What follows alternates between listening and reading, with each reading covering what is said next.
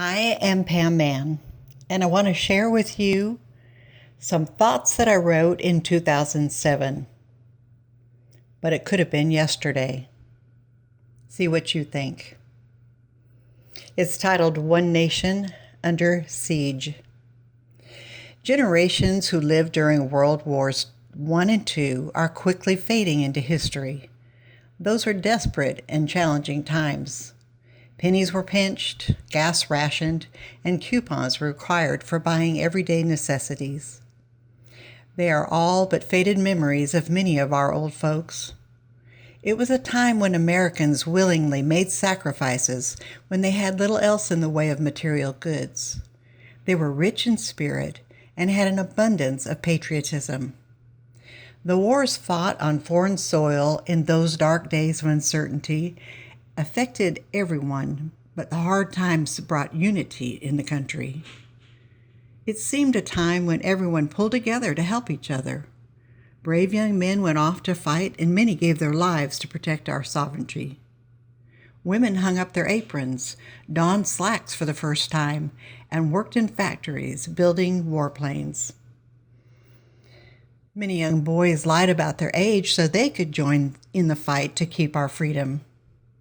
Many men enlisted, but the majority of our military force came from the Selective Service, more commonly referred to as the draft.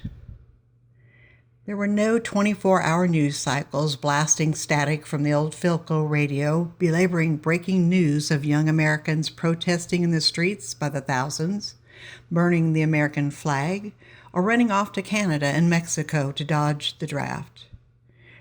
There may have been a few, but airtime was too precious to give attention to their shameful shenanigans. Many of our famous Hollywood movie heroes set aside their star status and proudly wore the uniform of our military. The likes of Gregory Peck, Jimmy Stewart, Lee Marvin, and Audie Murphy fought on the front lines and became wartime heroes. They played an important part in American history because their patriotism wasn't playing to the cameras, but for a cause they believed in and were willing to risk dying for. Many young boys who weren't accepted in the military got jobs to help support their families that the fathers had to leave behind.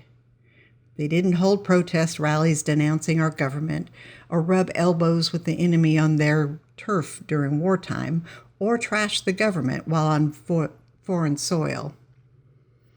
Engaging in such behavior would have been tantamount to treason. Today, we are almost apologetic for our accomplishments, and some would think ashamed of our democratic way of life. A scant few are satisfied to exist on government entitlements that give bleeding hearts a worthy cause. The government convinces recipients they are victims and not able to aspire to any higher level of accomplishment. They have no problem-solving skills and little desire to help themselves.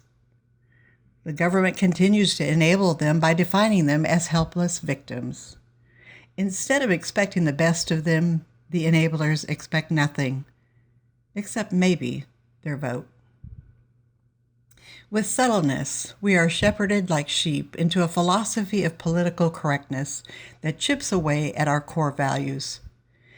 These same values had stood solidly for over 200 years. Our world has become disposable and lives dehumanized and disrespected. We see it where we live, work, and play. The sanctity of marriage has become obsolete.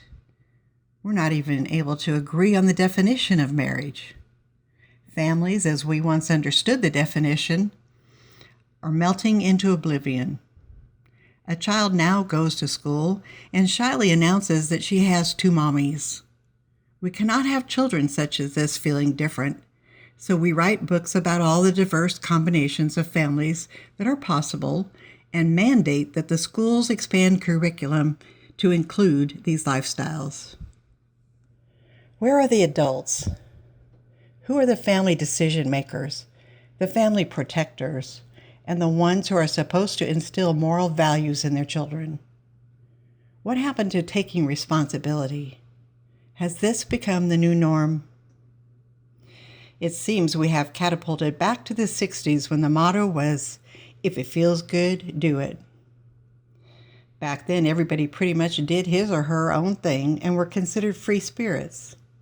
I want what I want, and I want it now. We have become a fickle generation. We can now decide to keep an unborn baby and carry it to full term, or abort it if it's not convenient, or the right sex, or the right father. If a woman doesn't want to be pregnant, she has the right to an abortion up to the 3rd trimester. It's not against the law in many states. However, if somebody kills or injures her fetus without her permission, it is a crime. Our abortion clinics abort babies by the hundreds of thousands each year, and many don't blink an eye. Those who speak out against this horrendous practice are considered religious fanatics and aren't given credence. Is it any wonder, then, when we appear to hold little value for our own families and don't accept culpability for our moral decadence, that the outside world sees our ugliness and seizes our Achilles heel for the opportunity to divide us? It's working, my friends. Will we soon discover that we have been duped by our own ignorance and naivety? Or will we play into the hands of our enemies that will gladly pave the road to our perdition? What will it take to find our backbone? We have twisted notions that everybody would love us if we just lived and let live. It is errant thinking to believe that if we leave them alone, they will leave us alone. History taught us differently when kamikaze pilots crashed their planes into our ships anchored in Pearl Harbor. Has it been too many decades in the past that we can no longer relate? In the aftermath of the vicious attack on our homeland, September 11, 2001, and a loss of 3,000 innocent souls, our country came together in unity and was committed to do whatever it took to protect us from further atrocities. The staunch commitment soon ebbed when the realities of war, death, and destruction could not promise a quick fix. It was apparent the only ones who had the stomach for it and the determination to win are our enemies. We have become so full of ourselves, we tend to ignore the fact that there are those who want to kill us, who despise our democracy and our freedom, and will not cease until they have broken us. One important part of their plan is to divide us as a nation, then to terrorize us, and finally conquer. It seems they have accomplished part of their mission. Some of them live among us, enjoying the very freedoms they wish to quash. Some are wolves in sheep's clothing and call themselves Americans. Are we forgetting the sacrifices made by our parents and grandparents? Our future depends on what we have learned from the past and how we apply it. It cannot be sculpted by those with short-term memories and succeed. We will surely come together again. We always have.